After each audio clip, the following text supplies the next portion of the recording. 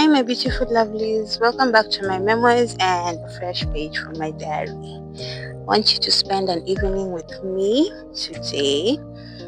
So it's around 5 p.m. and earlier on in the afternoon, I was sorting out this unga. I came with 10 kgs of unga from Mombasa, from my parents' house. So Dad was so kind enough to grind some maize for me, and I carry that here. But the mistake that I made, this is the sack where the maize had been, and I also carried this. This is birimbi. Birimbi is kind of acidic. It's acidic actually. And what happened, I placed the maize in this sack, then placed it in this sack, then wrapped it, and then placed this birimbi in its own sack, and then put it in one big gunia. But unfortunately, the birimbi spilled into the bottom part of the sack that was holding the maize, and so this fermentation happened. Let me show you.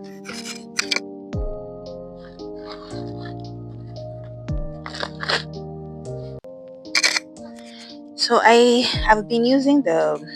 I've used it quite some of it, like around 8 or 9 kgs of it, and what was left was this. So I had to sort it out because it affected the bottom part of the sack, and this is what I did earlier on in the day. I'll put some clips to show you that. And now it's evening. I want to make some ugali and beans, so I want to pack this inside so that I can use it for supper.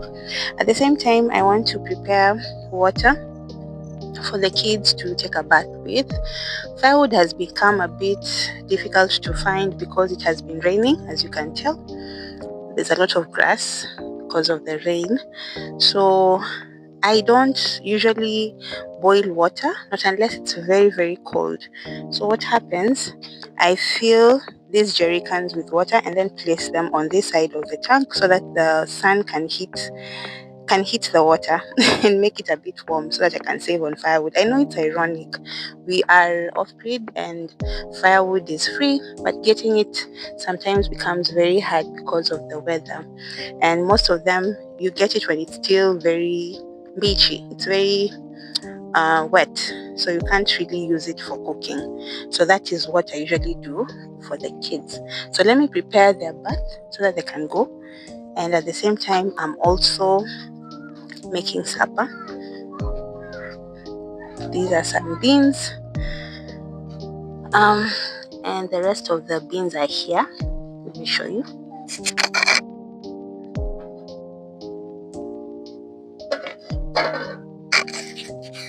Yeah, then after that we'll make some ugali. This is the only firewood that I'm left with. And these are the supporting documents, so I need to be very careful on how to use that. So I'm going to put on the ugali as I go bathe the younger one, my youngest son, and then now the older girls can go take a bath by themselves. Then after that I start preparing supper. This is how my my house looks like for now. Yeah, I've tried having kids, and at the same time trying to keep the house clean is very difficult, so I try my best. This is the sitting area. That is their bedroom. They've been playing there all along, and this is my kitchen. That's where my eldest sleeps, and this is my bedroom. I need to put up the net for the night. I like using the daylight so that I don't use much of my solar, because as you know, my things got burnt, so I'm barely surviving with my solar. Everything is mbambanyo. Everything is we are holding everything by the thread. So I like using daylight. By around 6 I am done with most of my things. I am at home. I am inside, I am indoors. So let us prepare the bath for the kids and then see how this evening's vlog will go. When I grind my own maize, I have noticed that I use less as compared to the store-bought maize flour. So for now, I use only one jug, as you can see, to prepare ugali for the 5 of us, me and the children. But when I use the store-bought processed maize flour, I tend to use a lot. I think I use 1 3/4 jug. So I love my own grinded maize because it is much more filling. It fills up the tummy more, so you use less. It is natural. It is not processed. It doesn't have any chemicals, and it is cheaper because a kilo goes for 50 shillings and grinding it is 10 shillings. That's 60 bob for 1 kg, as compared to the store-bought maize, which is around 85 shillings per kg. So you happen to save a lot on that. Now that it is almost over, I will have to find a way on how I can restock. I don't want to go back to buying maize flour, from the store.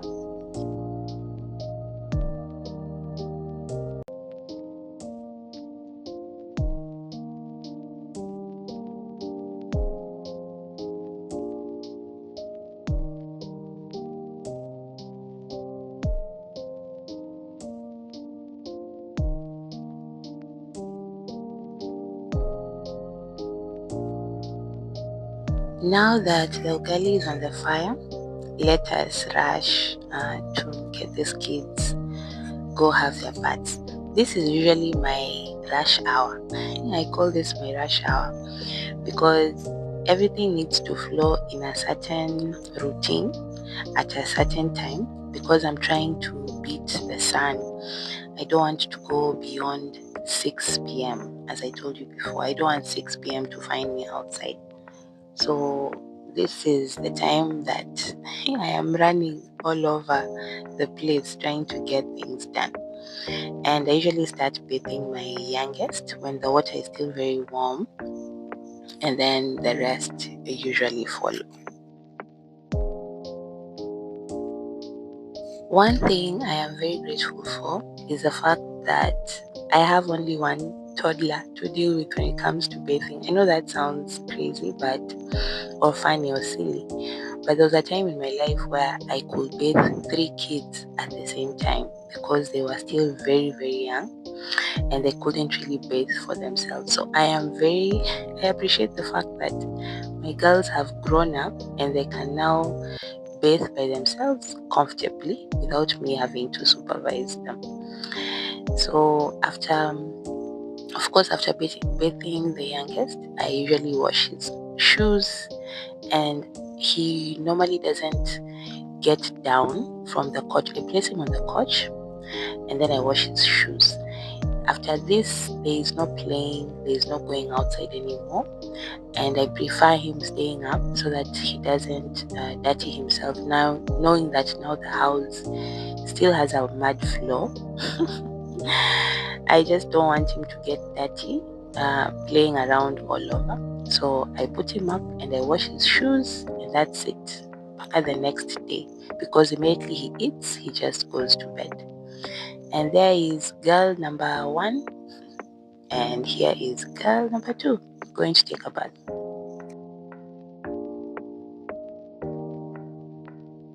Cooking with firewood is very humbling. It is very, very humbling. And I used to admire cooking with firewood. I still do. Big up to anybody who uses firewood. Hey, it is not easy, but it is very chaotic at the same time. People glorify the off-grid life, but it comes with a lot of cons too, which are worth mentioning. And cooking with firewood is one of those things. I'm telling you, if you do not have patience, you can curse cooking when it comes to firewood. It has a lot of smoke, and it's something that I don't think I would choose it if I had other choices. But for now, because I am not there yet, I will still have to use this form of cooking as I get to where I would want to be. I would want to cook with firewood as a choice and not as the only option.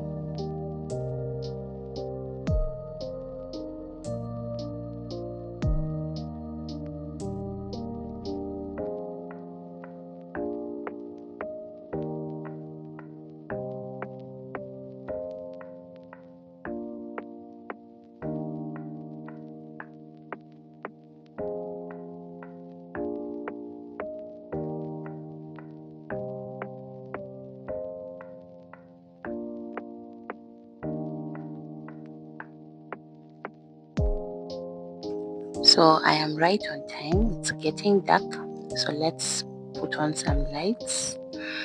I want to deal with the net. I set this up because the ugali is ready. The beans is on the fire. So let me finish with the net.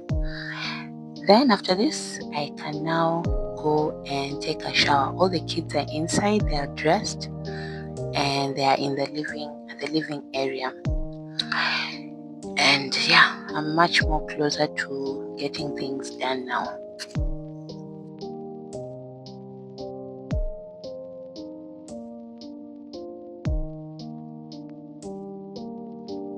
This tiny rechargeable light really helps me a lot because right now you see that the lights are very bright, but my battery is not performing the way it's supposed to.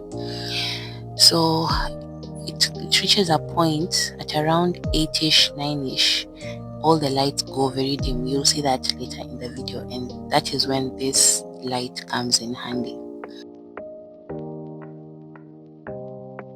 I managed to finish cooking with a few pieces of firewood that I had, though I ended up using a lot of the supporting documents, which are the small two sticks. I don't like that because it's as if you're wasting this. Getting these sticks is very tiresome. So I usually don't like using a lot of that. They're just meant to support the fire. But this night, I ended up using a lot. But I'm glad that I managed to complete my cooking with whatever firewood that I had. So yeah, firewood. I will say it again. Cooking with firewood is very humbling, and mad respect to anybody who does this.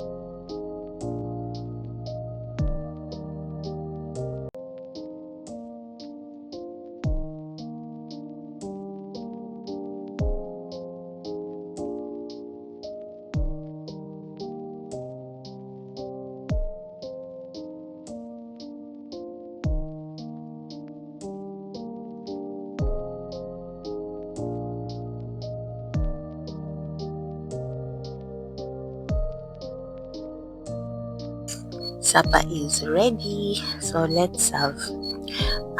There's a way that we usually have supper, and supper is a time for entertainment. I usually leave the entertainment to the kids. I put something on for them to watch on my phone. We have two phones in the house. My son has one. Actually, there are three. My son has a phone, the kids have their own phone, and then I have my phone. But for the kids' phone, it's not really working. So I usually pre-download some cartoons for them to watch.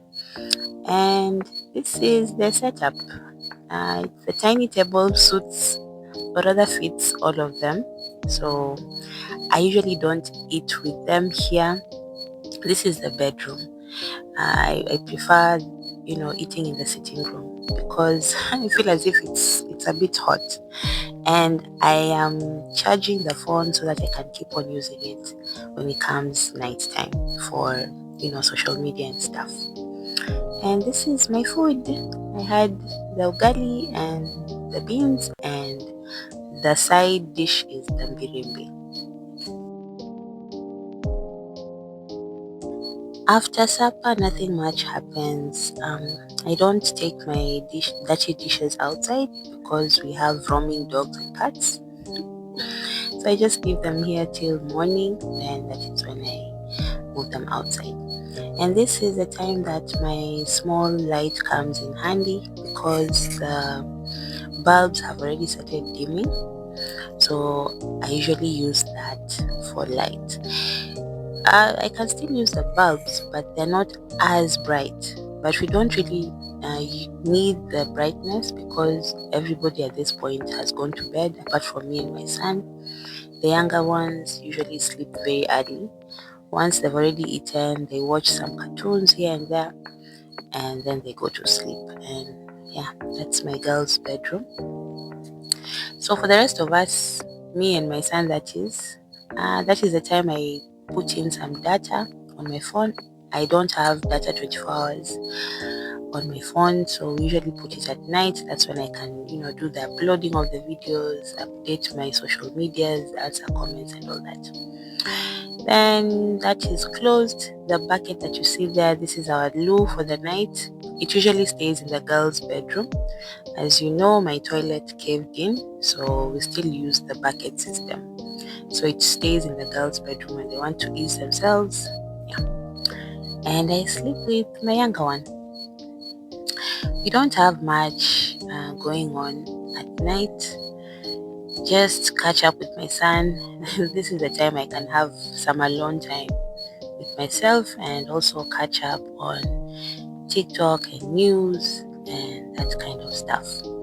This little one had woken up to have a glass of water and I think is herself also. And that's it. That's it for the night. Outside is very, very dark. On this day there was, I think, half moon. My security lights are not on because of my battery situation. So it is usually very dark, especially on a night where we don't have a full moon or any moon. But we don't have any issues with insecurities here apart from the animals. So that doesn't really bother us much.